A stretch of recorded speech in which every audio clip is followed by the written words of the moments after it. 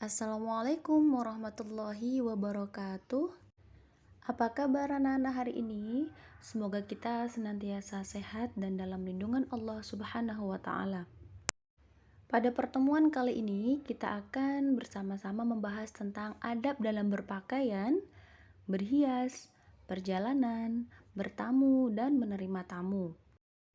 Yang pertama, kita akan membahas tentang adab berpakaian.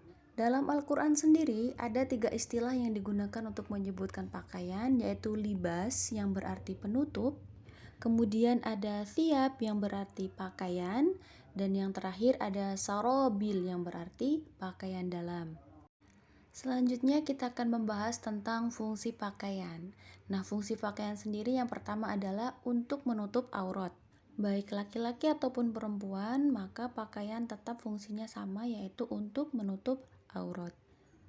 Tapi bagi muslimah atau bagi perempuan, ada beberapa kriteria khusus yang harus dipenuhi dalam menutup aurat atau berpakaian, yaitu tidak transparan atau ketat, tidak menyerupai pakaian laki-laki, tidak menyerupai busana khusus non-muslim, dan pantas dan sederhana.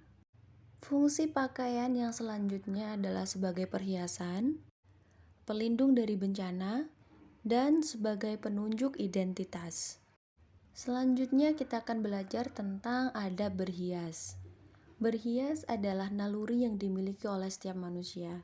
Berhias menjadi kebutuhan dasar manusia sesuai dengan tingkat peradaban dan tingkat sosial masing-masing.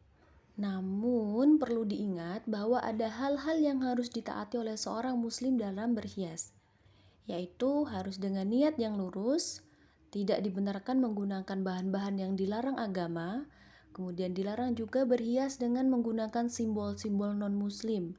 Terus juga tidak boleh berlebihan, dan dilarang berhias seperti cara berhiasnya orang-orang jahiliyah, atau berhias menurut kelaziman dan kepatutan dengan memperhatikan jenis kelamin, dan yang terakhir, berhias untuk keperluan foya-foya atau riya, itu yang tidak dibolehkan. Selain dari rambu-rambu yang tadi harus ditaati, ada juga beberapa hal yang diharamkan dalam berhias. Seperti laki-laki yang memakai emas atau sutra, pakaian yang mempertajam bagian tubuh atau ketat, laki-laki yang menyerupai wanita dan wanita yang menyerupai laki-laki, pakaiannya berlebih-lebihan untuk kesombongan, tato dan mengikir gigi, menipiskan alis, dan menyambung rambut atau extension. Ini juga dilarang dalam hal berhias. Selanjutnya tentang adab perjalanan. Dalam bahasa Arab, perjalanan biasa disebut dengan rihlah dan safar. Yang utama harus kita lakukan ketika melakukan perjalanan adalah berdoa, baik itu pas sebelum berangkat, ketika dalam perjalanan maupun setelah kita sampai di tempat tujuan. Baik, selanjutnya adalah adab bertamu. Nah, kita semua pasti pernah bertamu ya. Tapi apakah kita sudah tahu bagaimana sih bertamu yang benar dalam Islam? Adab atau perlakuan seperti apa yang harus kita tunjukkan ketika kita bertamu? Selain bertamu, kita juga diajarkan bagaimana sih adabnya ketika kita menerima tamu, bagaimana perlakuan atau penyambutan yang harus kita lakukan kepada tamu yang datang ke rumah kita.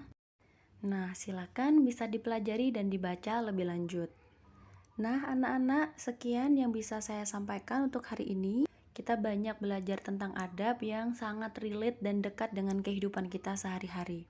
Ingat, adab dulu baru ilmu. Wassalamualaikum warahmatullahi wabarakatuh.